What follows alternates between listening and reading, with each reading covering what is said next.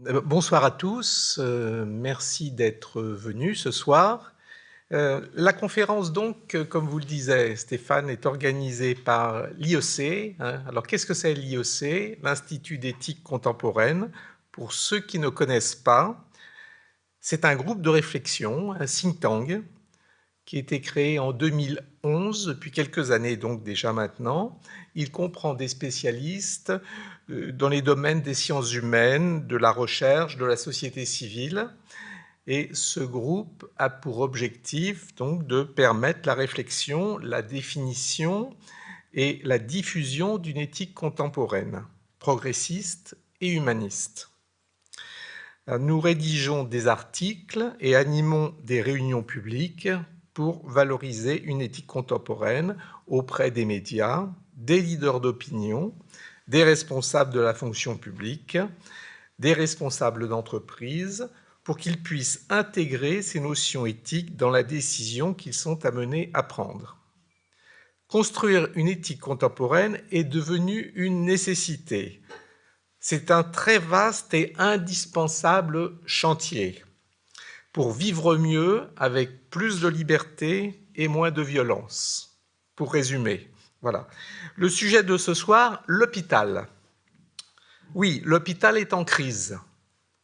Et ce sujet est plus que jamais d'actualité. On l'a préparé déjà depuis quelques mois et avec la rentrée, là, c'est encore plus d'actualité. Des hôpitaux sont en grève, d'autres en faillite. Début 2018, il y a eu un collectif de 1000 médecins, hospitaliers et cadres de santé qui se sont alarmés de la nouvelle cure de rigueur budgétaire imposée aux hôpitaux et dénoncent une baisse de la qualité des soins. En avril 2018, une enquête de France Info souligne le manque de moyens, personnel débordé au bord de la crise de nerfs. L'hôpital est-il en train de craquer?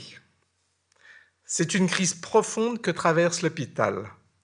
Les urgences sont saturées, les attentes très longues dans les cas bénins, c'est un inconfort énorme. Dans d'autres cas, pire encore, c'est la loterie et nos vies sont en danger.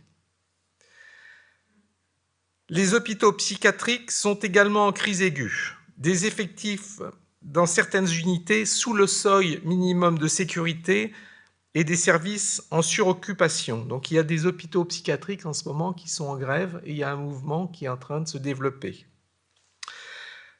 Les bouleversements technologiques et économiques sont tels que nous devons tout réorganiser dans l'urgence.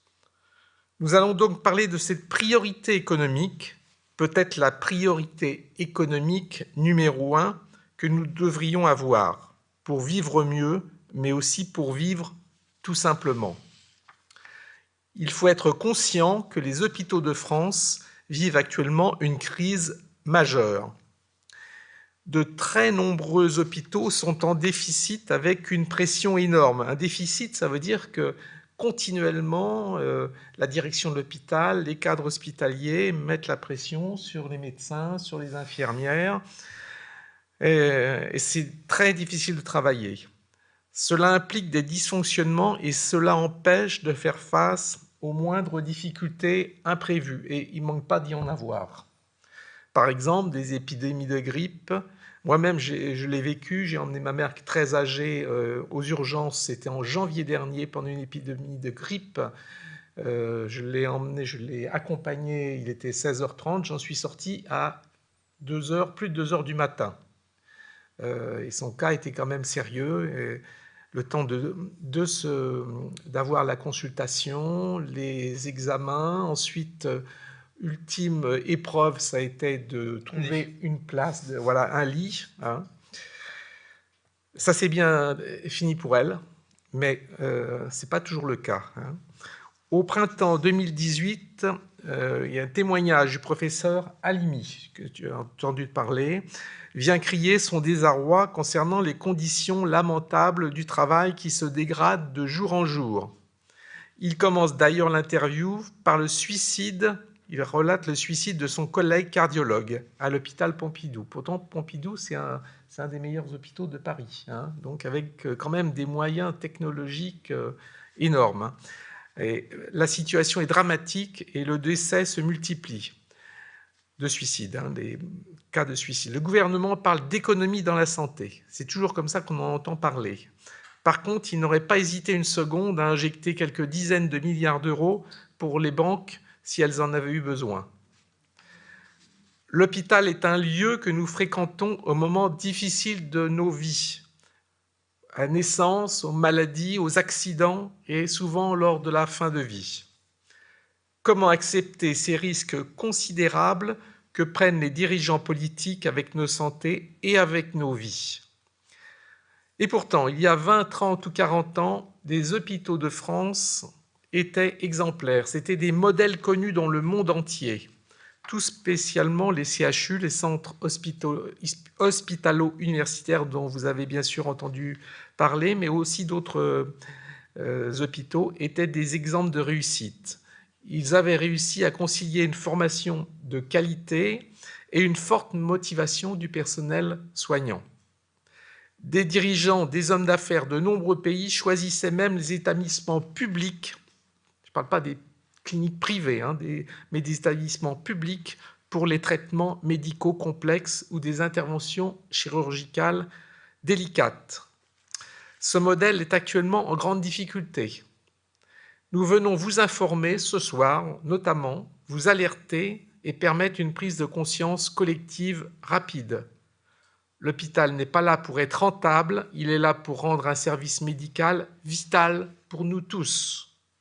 Voilà, je donne la parole donc à Guy Belaïch, qui est médecin hospitalier, chef de pôle, chef de service en hépato-gastro-entérologie à l'hôpital Robert Ballanger. Merci. Voilà. Alors bonjour à toutes et tous. Oui, je suis médecin. Alors je suis ex-chef de pôle, mais je démarquais que j'étais chef de pôle parce que j'ai rempli cette fonction pendant 10 ans et j'ai démissionné pour les raisons que vous allez voir. Donc j'ai pas démissionné de médecin, mais démissionné de ma chefferie de pôle. À l'époque où il y avait mon directeur qui est là présent. Alors donc, j'ai pas démissionné quand il était là, j'y suis resté.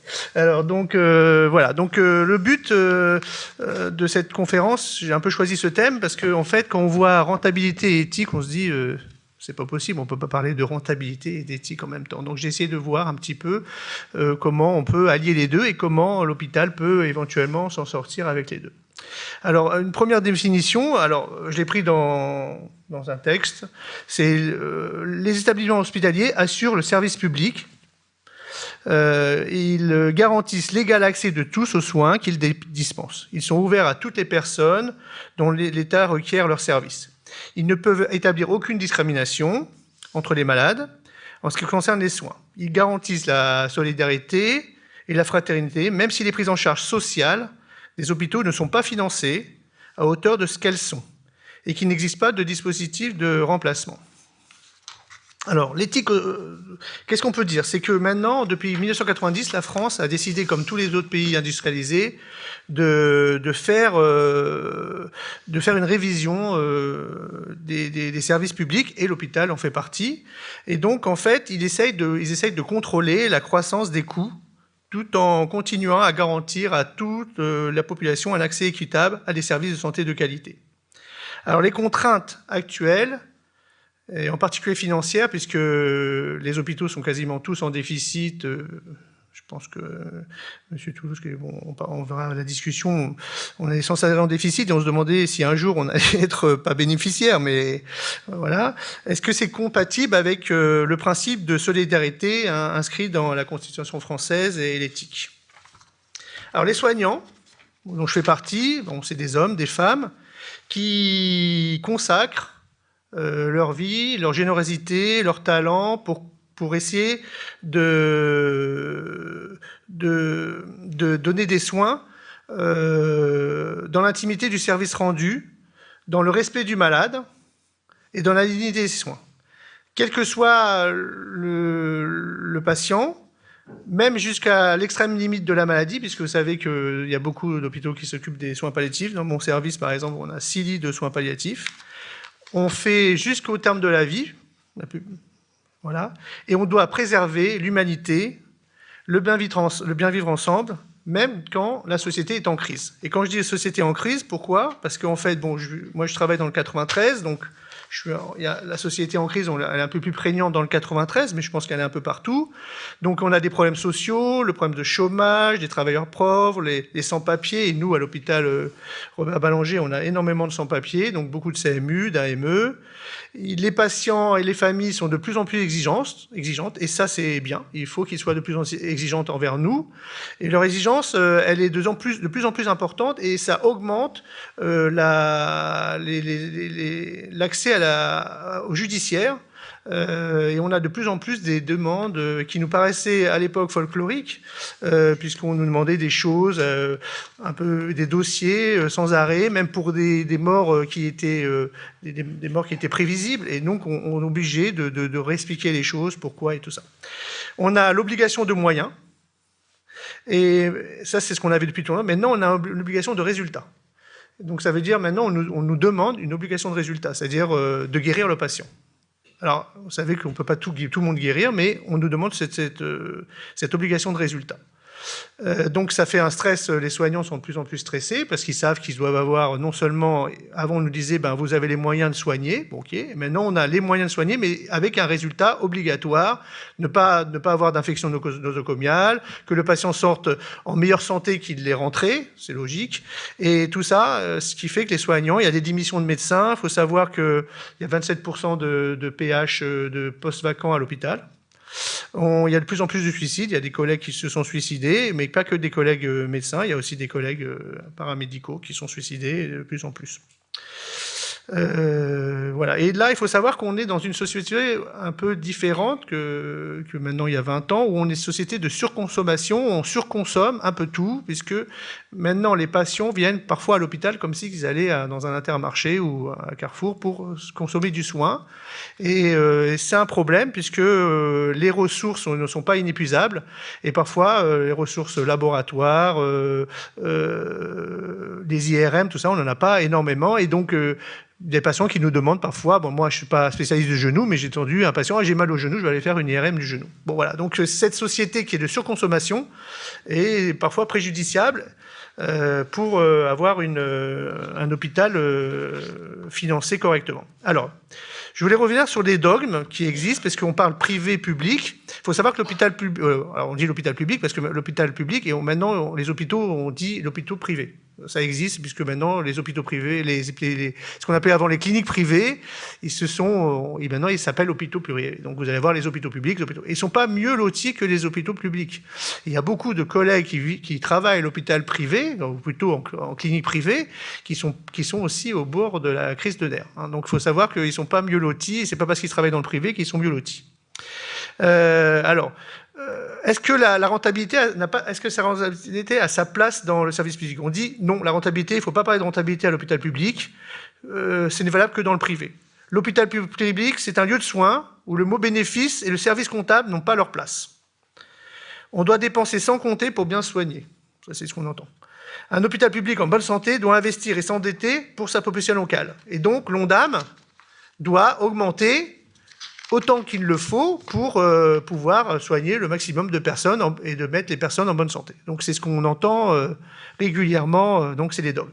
Alors, pour revenir sur la loi HPST, je vais juste faire un petit peu de technique pour que vous sachiez ce que c'est que la loi HPST. Alors qu'est-ce que c'est la loi HPST? C'est hôpital, patient, santé, territoire.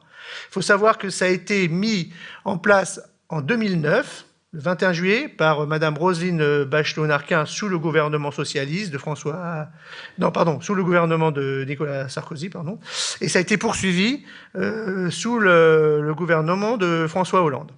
Voilà, donc en fait, c'est pas parce qu'on est de gauche ou de droite que la loi HPST, elle a changé d'un iota. Cette loi HPST, elle a continué tout le temps. Alors, il y a des propositions qu'on va peut-être en parler avec le nouveau président et le nouvel gouvernement, mais pour l'instant. Alors, qu'est-ce que ça contient, cette loi HPST? Alors, moi, j'ai lu en entier, mais il fallait lire 133 articles, 300 textes d'explication et 8 ordonnances. Donc, il fallait vraiment les lire et s'accrocher parce qu'il y avait des choses qui étaient parfois incompréhensibles.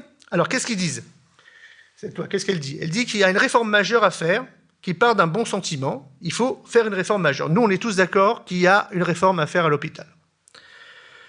Il faut s'asseoir en profondeur. Donc il faut moderniser les établissements de santé. On dit youpi, oui, bien sûr. Si on nous dit on modernise les établissements de santé, nous, par exemple, à l'hôpital Robert Ballanger, à l'époque de M. Toulouse, on a fait une grande consultation, une belle nouvelle consultation avec regroupé et tout ça. Donc on était contents, on avait des nouveaux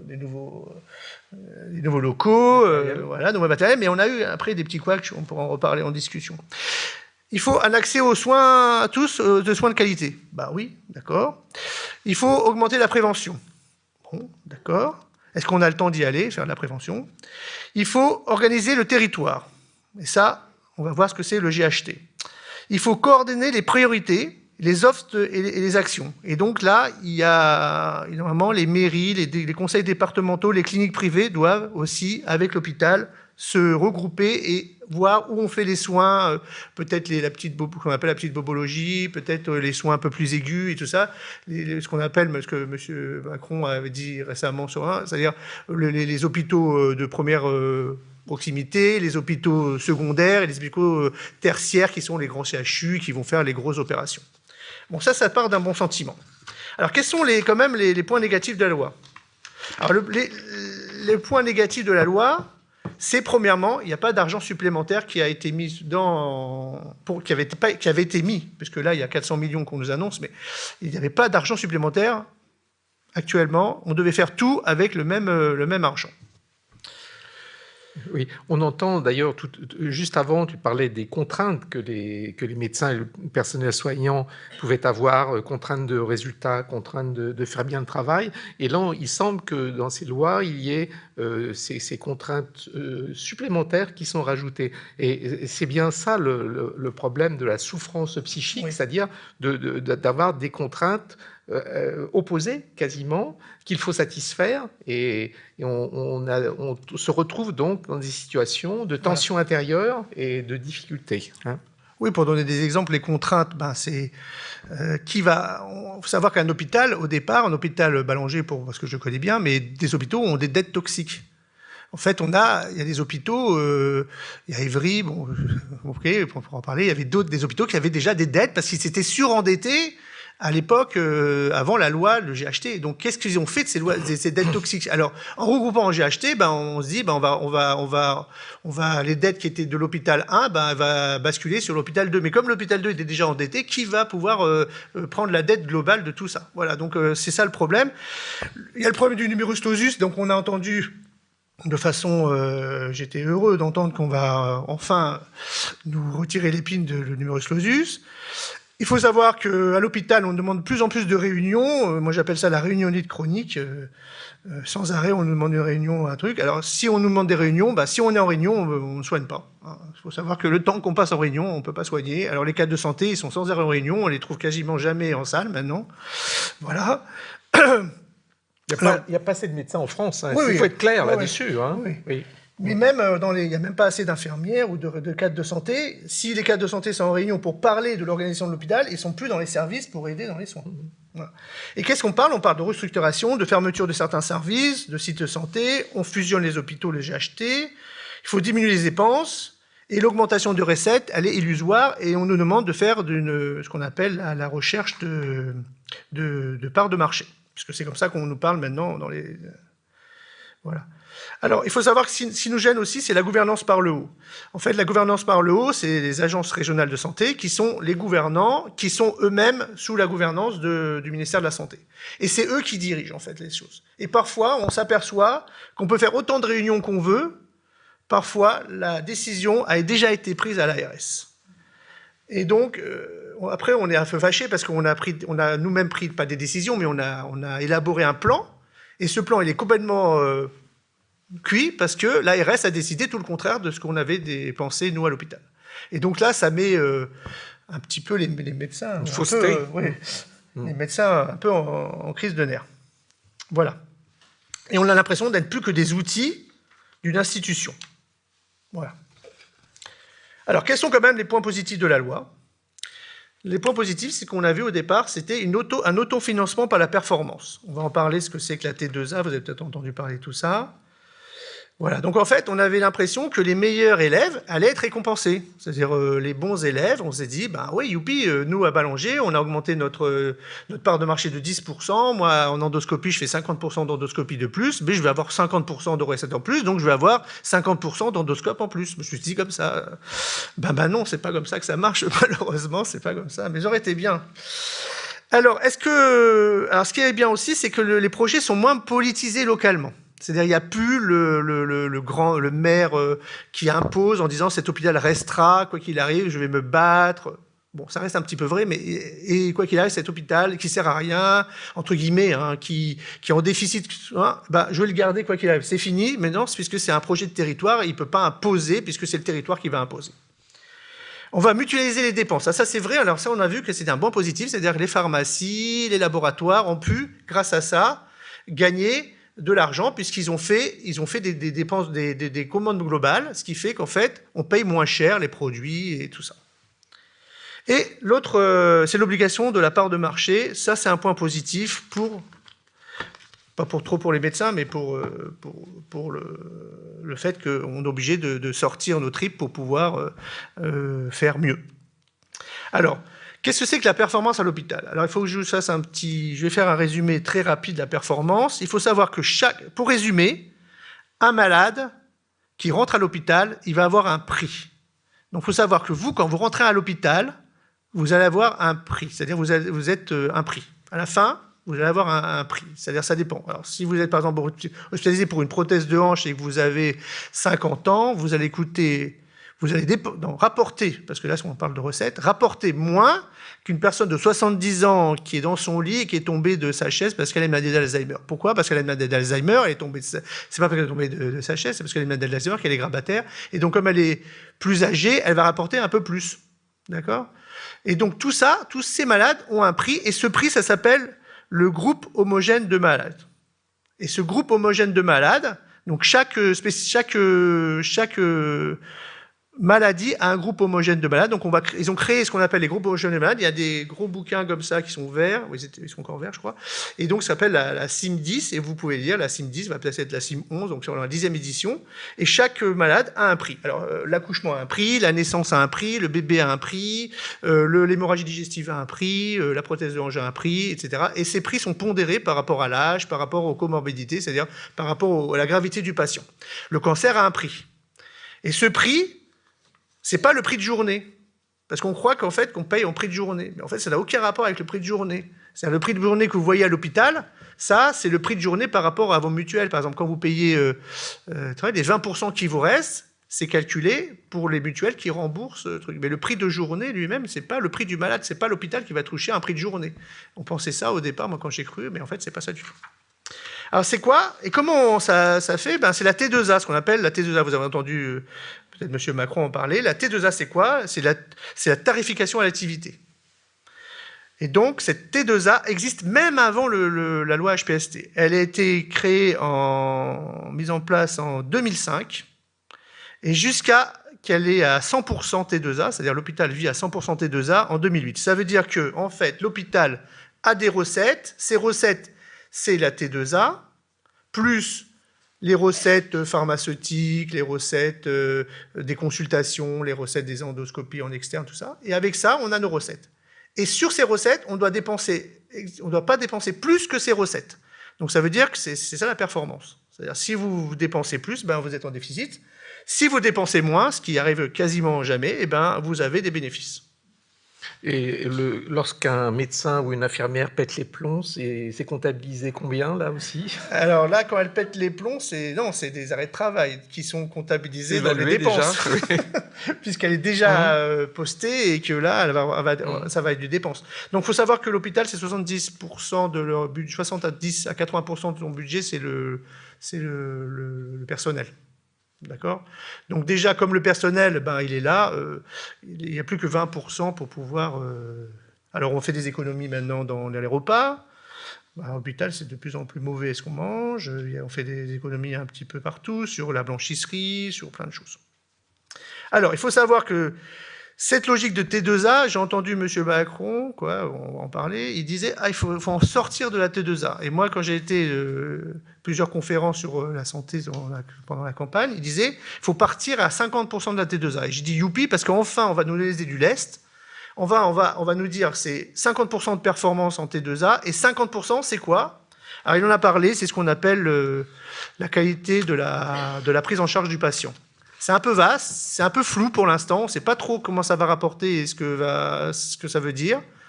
Ça veut dire, moi j'avais l'impression que si on fait bien, c'est-à-dire c'est qu'on hospitalise moins. Si par exemple un patient, on arrive à ne pas l'hospitaliser, lui faire les mêmes soins sans l'hospitaliser, ben, on est un bon médecin, je pense. Mais il ne faut pas que si on ne l'hospitalise pas, qu'il meure le fait puisqu'on ne l'hospitalise pas.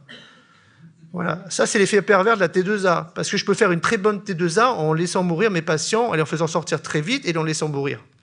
Et je serais un très bon T2Aiste, si on peut parler, et dans ce cas-là, j'aurais fait de la bonne T2A, puisque j'aurais fait ce qu'on appelle la DMS, c'est-à-dire j'aurais fait raccourcir ma DMS, ma durée médiane de séjour, j'aurais gagné le maximum d'argent empoché, j'aurais fait sortir vite, il va mourir chez lui et pas chez moi, parce qu'il ne faut pas qu'il revienne. C'est ça aussi l'astuce, parce que s'il revient trop tôt, après on nous prend de l'argent. Mais donc si on arrive à faire ça, on est un très bon médecin, on n'est pas un très bon médecin, on est un très bon T2Aiste. Il y avait même des collègues en CME qui voulaient faire ça, je me rappelle, je vous donne une anecdote, c'était marrant, c'est pas marrant parce que maintenant je rigole, mais c'est pas vraiment marrant. C'était un médecin qui était un très bon T2Aiste, il nous disait « Je comprends pas ce que vous faites en gastro-entérologie, quand il y a un malade qui vient pour une hémorragie digestive, il vomit du sang, bon c'est juste pour vous dire, on l'hospitalise pour ça, on lui fait une fibro, on lui cautérise, et puis d'un coup il fait un infarctus du myocarde. » Je dis, ben alors, on l'envoie en cardio. Ben non, il ne faut pas faire ça. Je dis, comment il ne faut pas faire ça? Il est en train de faire un infarctus du myocarde, je ne vais pas le mettre en cardio. Ah ben non, tu lui fais faire un tour de SAMU pendant 2 heures. Et pendant que les 2 heures, il sort de l'hôpital, et comme ça, il revient 2 heures après en cardio. Et je dis, mais ces 2 heures perdues, ça ne te choque pas, toi? Il me dit, ben non, au moins, tu auras gagné 2 GHS. Alors là, la Sécu, l'ARS la Sécu a été intelligente, elle a dit ça, ces petits malins qui font ça, ça marche pas parce qu'il faut 2 jours d'écart entre 2 hospitalisations. Ils ont été malins. Heureusement qu'ils ont été malins parce que j'aurais été pas malin de faire ça avec mes patients. Hein. Voilà. Alors après, ils ont créé le GHT. Alors le GHT, moi j'appelle ça le millefeuille. C'est un bon millefeuille. Au départ, c'est bon les millefeuilles, mais moi j'aime pas trop les millefeuilles à l'hôpital. On a créé une strate supplémentaire. Il faut savoir qu'au départ, il y a le service que vous avez tout connu, un service de gastro-entérologie où il y a un chef de service, un cadre de santé, des médecins, des infirmières, etc. Et puis après, on a créé le pôle, où j'ai vécu longtemps chef de pôle, et puis j'ai démissionné parce que je ne voyais pas trop l'intérêt du pôle après, parce que tout était décidé à l'avance, parce qu'après, on a créé le directoire. Alors le directoire, c'est quelques médecins, dont le président de la CME, avec quelques directeurs qui décident pour les chefs de pôle. Alors, comme ils décident pour moi, je n'aurais pas l'intérêt de rester. Et après, on a créé autre chose. On a créé le GHT. Alors, qu'est-ce que c'est le GHT? C'est les groupements d'hôpitaux. Alors, nous, par exemple, on est regroupés avec 2 hôpitaux du secteur. On devait être avec 3, mais l'hôpital de Ville-Évrard, par exemple, qui est dans le 93, a décidé de sortir, parce que comme c'est un hôpital psychiatrique, ils ont eu l'autorisation de devenir GHT avec un seul hôpital. Donc, bon, je pense que la politique a agi beaucoup sur ça. Et donc ce GHT, maintenant, il a un collège médical, donc il y a encore des réunions, où on réunit tous les médecins de chaque hôpital, 10, qui ont été nommés par les médecins de l'hôpital A, ou B et C. On se réunit, et ce médecin-là, on crée après un directoire de ces collèges, qui eux-mêmes se réunissent aussi ensemble. Voilà. Alors il y a 1100 hôpitaux publics, et il y a 135 GHT. Voilà, donc voilà, par exemple, nous, on est avec Montfermeil et Montreuil. Ville-Évrard est sorti du lot. Et en fait, c'était quoi le but du GHT? Nous, ce qu'on avait dit, c'est de faire des économies. C'est ce qu'on nous avait dit. Il faut faire des économies. Donc, avec 3 hôpitaux, comme vous avez 3 hôpitaux de secteur, vous allez pouvoir fermer des services qui sont redondants. C'était logique initialement. On s'est dit, ben oui, mais après, on s'est dit, mais s'ils sont redondants, c'est qu'ils doivent être vides, ces services. Par exemple, il y a 3 services de cardio. Mais en fait, quand on voit les services de cardio de ces 3 hôpitaux, ils sont tous pleins, ils débordent, et ils font tous la même chose, avec les mêmes performances. Quel service va-t-on fermer? C'est-à-dire, on se demande lequel va-t-on fermer, puisqu'ils font tous la même chose, ils sont tous pleins, Et ils font pas, ils sont tous plus performants, puisqu'ils ont une bonne T2A et tout, pas une bonne DMS et tout ça, donc on voit pas trop ce qu'ils font. Donc voilà, donc on diminue l'offre des soins, les remboursements. On s'est dit, youpi, il y a des directeurs qui vont licencier, puisqu'il n'y a plus besoin de 3 directeurs, un seul va suffire. Et c'est ce qui est le cas actuellement. Donc il y a des directeurs qui se trouvent ils n'ont pas de poste. On supprime des lits, avec des pénuries de lits, et on supprime des hôpitaux de secteur. Alors, je vais vous montrer un GHT parce qu'il était assez caractéristique. Les petites croix rouges, c'est les hôpitaux qui ont fermé. Donc c'est un GHT qui comprenait, bon, c'est le GHT d'Orléans, donc voilà. Et parce que Orléans, c'est lui qui a le soleil, parce que c'est lui qui a l'argent, vous voyez. Donc il régit tout, parce que comme il a plein d'argent, il se dit, ben, je vais garder l'argent pour moi, ce qu'il peut faire, ou le distribuer aux petits satellites qui sont de chaque côté. Sachant que Pithiviers a fermé, et que le CHAM a fermé, donc il y a moins de satellites, on a supprimé des satellites. Donc il a moins d'argent à distribuer, donc ils se réunissent ensemble et on discute de savoir où on met l'argent. Il a l'argent parce que c'est lui qui a été désigné comme prioritaire. Voilà, c'est lui qui est ce qu'on appelle l'hôpital support. Parce qu'il faut bien un chef de file des hôpitaux. Alors nous, c'est pas nous, par exemple, c'est Montfermeil qui a été désigné hôpital support, aux grandes dames de tout le monde, puisque tout le monde avait voté pour Ballanger. Médecins, même les médecins de Montfermeil, même les médecins de Montreuil, même les directeurs de tous les trucs. Et politiquement, il y avait quelqu'un qui a dit non, ça sera Montfermeil, parce que c'était un ami le politique était l'ami du Premier ministre de l'époque.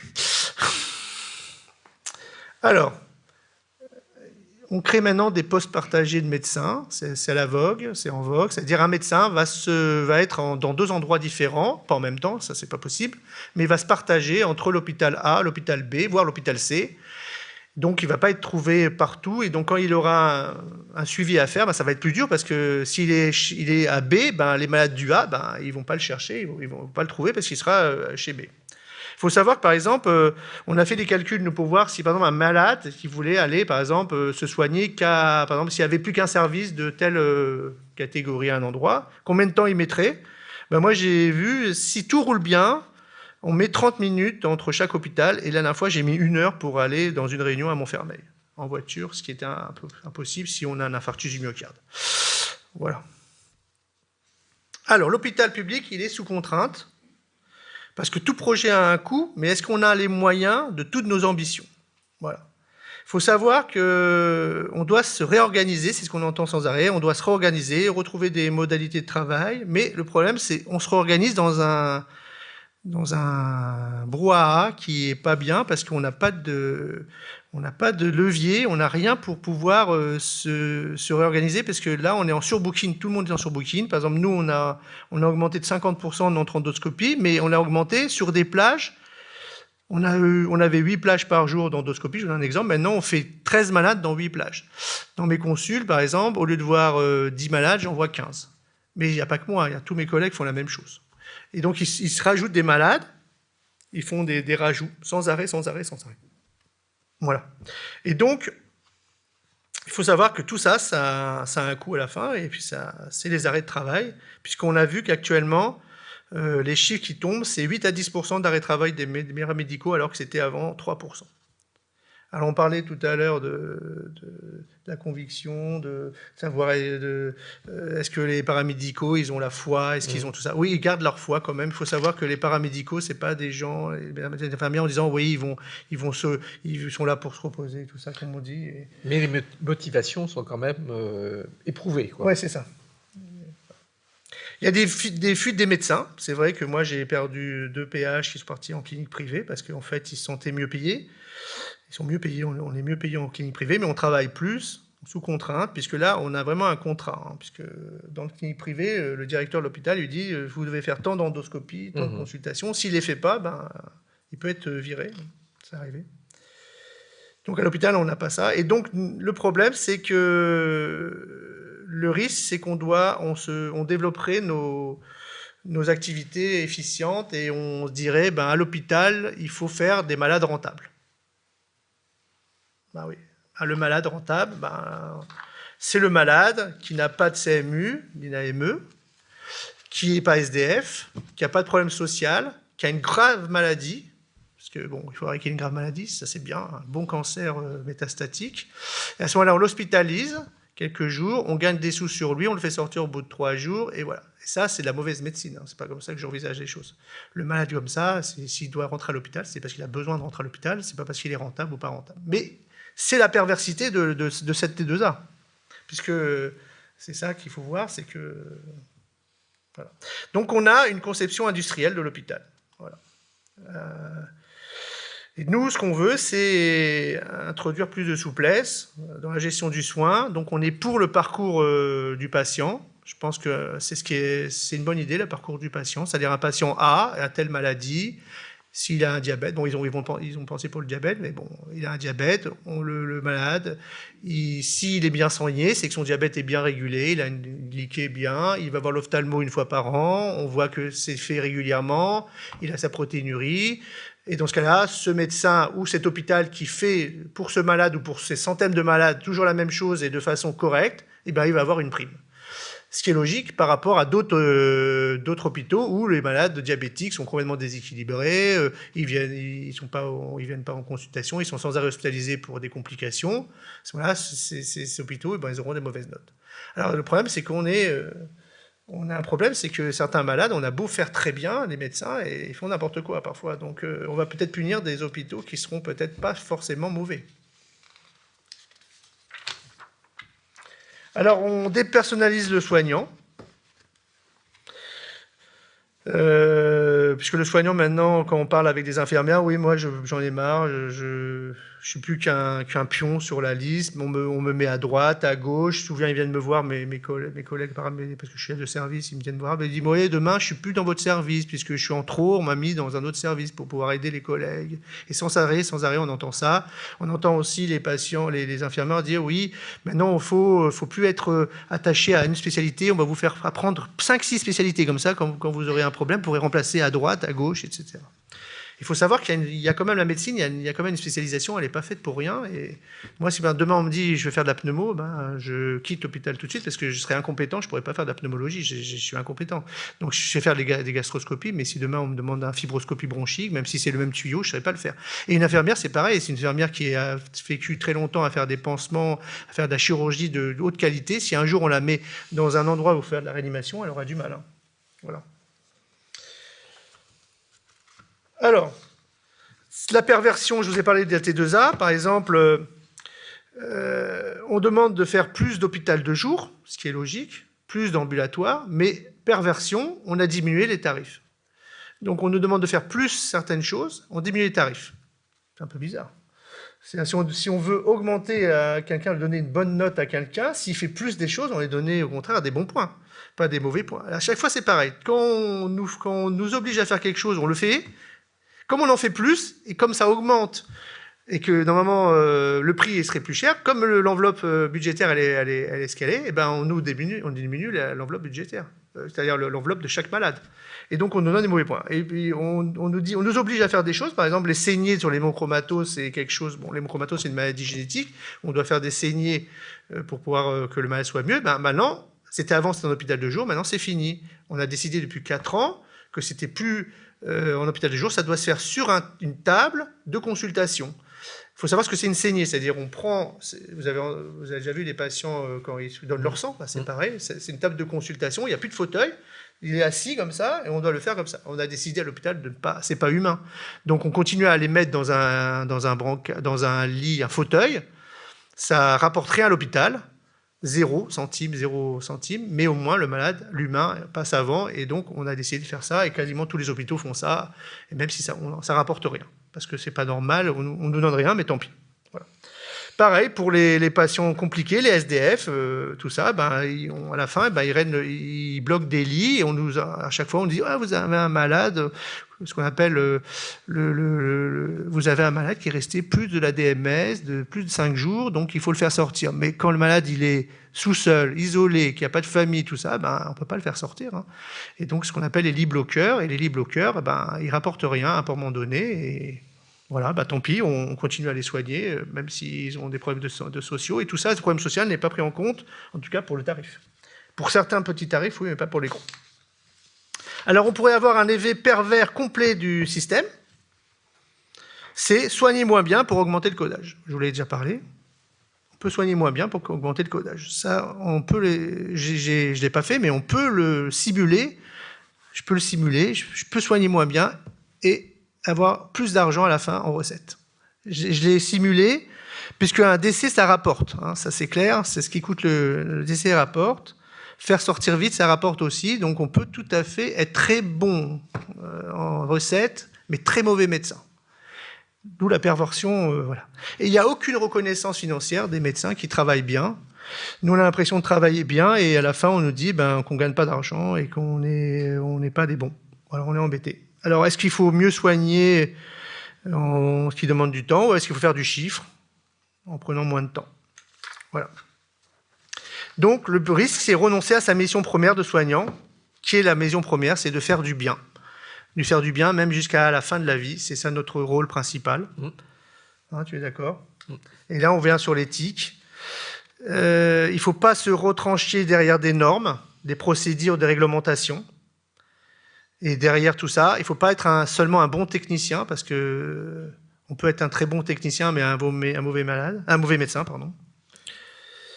Voilà. Et donc, le risque à la fin, c'est de perdre la confiance du malade.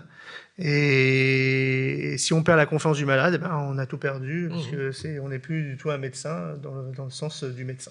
Et puis c'est une très grosse machine, l'hôpital, et dès l'instant que ça commence à dysfonctionner, c'est vrai que la perte de confiance est manifeste, la perte de motivation des soignants est là, et c'est difficile. Ensuite, on ne repart pas comme ça spontanément. Hein, L'hôpital, à la fin, quand on a perdu la confiance, il y a certains services qui s'écroulent complètement. Il y a des services qui meurent parce que, en fait, certains chefs de service ont décidé de vivre tout seuls. Et enfin, il y a le service qui disparaît. Alors moi, je pense qu'en fait, il faut revenir sur notre 4 valeurs éthiques. Et on peut faire de la bonne médecine. On peut être, pas bénéficiaire, mais on peut être performant en faisant de la bonne médecine. Et en rendant la justice et garder l'équité envers tous les malades. Il faut respecter les malades, il faut s'éloigner de la contrainte du temps, même si on sait qu'on doit faire de la performance. Il faut savoir écouter, partager, dialoguer. Il faut diminuer ces réunions chroniques qui nous prennent du temps. D'ailleurs, j'ai souvent démissionné de moi-même de ces réunions en disant que j'ai plus le temps d'y aller et je vais à celles qui me semblent les plus judicieuses. Et on peut participer à la vie de l'hôpital tout en n'étant pas forcément à toutes ces réunions. Et donc je pense que valoriser le parcours de soins est une excellente idée. Maintenant, il faut voir ce qu'il va y avoir dedans. Ça fait peur parce qu'on se dit, comme on ne sait pas trop ce qu'il y a dedans, ça fait toujours peur à des soignants de savoir ce qu'il y a dans le parcours de soins. Il faut être ce qu'on appelle la bienfaisance. Il faut garder la compassion. Et cette compassion, elle n'est pas du tout revalorisée, elle n'est pas performante. Si on est justice, au contraire, si on fait de la justice et de l'équité, au contraire, on va être moins performant normalement, mais il faut quand même le faire. Et si on a de la compassion, elle n'est pas valorisée. Et il ne faut pas être aussi, au contraire, malfaisant, ou plutôt... faire des choses qui sont outrancières, comme mon collègue qui voulait faire sortir l'infarctus du myocarde après une hémorragie digestive. C'est pas ça de la médecine. Voilà. Donc je pense qu'on peut faire de la bonne médecine. Et je voulais revenir sur le discours d'Emmanuel Macron, moi je l'appelle Dr Macron, du mardi 18 septembre. Voilà, donc il a dit quelque chose qui nous a fait rire. Bon, ça m'a fait rire. Il a dit le dogme de diminuer l'offre de soins pour diminuer le coût et la santé a été un échec. Mais ça, on le savait initialement que c'était un échec. Mais diminuer l'offre de soins, il n'a même pas dit de diminuer l'offre de soins, il a dit diminuer le nombre de médecins et d'infirmiers serait bénéfique pour diminuer le coût. Mais c'est vrai qu'on entendait à l'époque de Juppé, il disait qu'il fallait fermer la moitié des IFSI et tout ça. Il disait puisqu'on fait fermer 50% des IFSI, il y aura 50% d'infirmières en moins qui vont pouvoir soigner, donc on va dépenser moins. Mais il n'a pas pensé quand même, les soignants, on était quand même beaucoup plus rigoureux et que les infirmières allaient faire 2 fois plus de travail en surbooking et beaucoup plus vite et tout ça pour pouvoir soigner le même nombre de malades. Et ça, ils sont trompés parce que c'est cette logique-là même qui est à dénoncer. Elle est complètement à dénoncer et complètement folle de penser qu'on va pouvoir faire comptable. Ça. Et le numerus clausus, c'est pareil. Quand ils ont gardé le numerus clausus, c'est pareil. Ils pensaient qu'en ayant moins de médecins, on allait dépenser moins. Ils sont complètement trompés. Donc ils disent qu'il faut changer de paradigme, il faut réorganiser le système de santé. Toujours on entend réorganiser le système de santé sans dépenser plus. C'est toujours pareil. Voilà. Et le problème, c'est que le système de santé n'est pas adapté trop actuellement aux maladies chroniques, aux problèmes sociaux, à une population vieillissante. On a créé des services de gériatrie, mais il manque des SSR, il manque des soins de SSR, il manque des EHPAD. Les EHPAD sont parfois sous-équipés, et donc on entend parler de tout ça, avec des infirmières aussi complètement... Les paramédicaux, bon, les médicaux un petit peu moins, mais les paramédicaux un petit peu, même beaucoup surbookés, avec des toilettes, 20 toilettes même dans la même EHPAD, et donc c'est très compliqué. Il a remarqué qu'on faisait trop d'actes. Et bien ça, c'est de la faute d'AT2A, parce que si on veut gagner plus d'argent, il faut faire plus d'actes. Il y a des effets pervers de la T2A, ben oui, c'est vrai, si je fais plus d'actes, je vais gagner plus d'argent. Je vais en dépenser, mais je vais en gagner plus. Donc des actes inutiles. Oui. Et ça, il a remarqué, ça, ils sont intelligents. Ils ont vu que les médecins trichaient et qu'ils faisaient plus d'actes. Voilà. Et surtout s'il y a des actes intrusifs et dangereux. Et dangereux, oui. Bon, souvent, les médecins ils s'arrêtent sur les actes moins dangereux, mais ça peut arriver. Hein. Voilà. Il faut une meilleure structuration des soins de proximité et des soins programmés. Alors c'est vrai, on parle des urgences surbookées, il y a les médecins urgentistes qui sont sans arrêt dans les médias, oui, on est sans arrêt, il n'y a pas de lit d'aval, mais ils ne viennent pas nous voir dans les lits d'aval, pourquoi nous on est surbookés aussi. Et donc ça c'est un peu embêtant parce que si on pense qu'aux urgences, il faut arrêter d'opposer public-privé, ça depuis longtemps j'y pense, je me suis dit même que c'est bien qu'il y ait des mi-temps, parce qu'il y a le mi-temps hospitalier et le mi-temps privé, donc au moins ils ont les deux voies, ils ont les deux idées. Il faut aussi s'opposer à toute opposition entre spécialistes et généralistes. La guerre entre les généralistes et les spécialistes, c'est fini, hein, c'est un autre temps, ça. Hein. Ville-hôpital aussi, c'est fini. Hein. Dire, ouais, je vais pas te confier de malade parce que tu vas me le piquer, c'est n'importe quoi. J'ai tellement de malades que je vais piquer personne. Moi, j'ai d'autres choses à faire. Hein. C'est ce que je dis à mes collègues. Tu me l'envoies, moi je le renvoie. Au contraire, je lui envoie même de double. Je t'envoie même d'autres patients parce que je ne sais pas quoi en faire de mes patients. Voilà. Il a dit que, j'ai entendu, je ne sais pas si j'ai bien entendu, il dit qu'il y a certains médecins qui pourraient devenir directeurs d'hôpitaux. Je ne sais pas si j'ai bien entendu. En tout cas, pas pour moi. Revaloriser les actes avancés en IDE, ça c'est une bonne idée. Il y a des infirmières qui font des actes quasiment médicaux, par exemple de l'éducation thérapeutique, des choses comme ça, qui sont quasiment même meilleurs que des médecins dans certains domaines, et qu'il faut valoriser. Et ça, c'est pas valorisé. Il y a certains même AS qui ont des soignantes qui ont parfois des choses qui font mieux que certains dans certaines choses. Et il faut rendre au centre le service à l'hôpital. Voilà. Et ça, c'est une très bonne idée. Enfin, quelqu'un qui dit que le chef de service, il a quelque chose à faire. Moi, je savais que j'avais déjà de choses à faire. Et donc, enfin, il l'a dit. Et retour en force de la CME et des médecins décisionnaires. Alors, accessoirement, la fin du numerus clausus. Alors, création de 400 médecins dans les déserts médicaux, la médecine personnalisée, la télémédecine, moi j'adore, c'est super. Moi je pense qu'il y a au moins 30 à 40% de mes consultations pourraient se faire en télémédecine. C'est-à-dire 30%, 40%, je pourrais le faire de mon bureau sans bouger de mon bureau de chez moi. C'est extraordinaire. Et je pense que c'est vrai. Et puis il faut, je pense, réfléchir à une réorganisation des hôpitaux, savoir qui va faire quoi, comment, où. Et ça, c'est une bonne idée aussi. On est prêt à tout. Hein. Moi, je suis prêt à même dire que mon service, on déménage et on va dans un autre service. Mais du moment que je travaille dans les meilleures qualités, avec plus de personnel, avec plus de matériel, moi, je suis prêt à entendre tout. Mais si on me dit tu fermes ton service et il n'y a rien pour le remplacer, ça, je dis non. Voilà. Alors, il a annoncé aussi une augmentation de l'ONDAM à 2,5. On gagne 0,2%. Si j'ai bien compté, 400 millions par an. C'est pas beaucoup. Hein.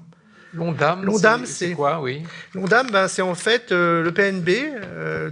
Il vote chaque année le budget de santé comment ça s'appelle, pas au ministère, mais à l'Assemblée générale. Et donc, ils ont décidé que le PNB serait à 2,5% et que, voilà. C'est ça, monsieur le directeur? Je ne me trompe pas ou c'est presque ça? Voilà, c'est ça. Objectif national des dépenses d'assurance maladie. Le budget de la sécurité sociale à 2,5%. Voilà. On entend tous que le budget de la sécurité sociale va devenir moins déficitaire. Ben, en fait, ils ont tout basculé sur le déficit hospitalier. Oui, j'ai entendu ça, effectivement, oui. Donc en fait, nous, ça questionne sur les transferts entre le budget hospitalier, les budgets de la sécurité sociale, en se disant, budget hospitalier, ben, nous, on a pris toutes les dettes. Et donc, c'est pour ça que le budget de la sécurité sociale va être un peu, pas positif, il est loin d'être positif, mais va s'améliorer. Et donc, on nous demande de faire un peu mieux encore, nous, à l'hôpital. On ne sait pas comment on peut arriver à faire mieux. On sait par contre comment on fait plus.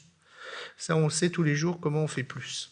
Et des fois, on se demande si on fait plus mal ou plus mieux, et ça, c'est difficile parce que, comme aujourd'hui, par exemple, on s'est aperçu à la dernière minute qu'il n'y avait pas de bidon pour pouvoir désinfecter nos endoscopes. Donc, il fallait s'aider, chercher à la pharmacie, trouver quelqu'un qui nous livrait des bidons pour désinfecter les endoscopes. Sinon, on aurait dû arrêter les endoscopies aujourd'hui. Donc, on a retrouvé des bidons. Bon, bref, c'est un peu compliqué parce que le management, en fait, comme les surveillantes, ce qu'on appelle les surveillantes, mais les secrétaires de santé, ils sont toujours en réunion, ben, ils n'ont plus le temps de manager parfois même un service simple.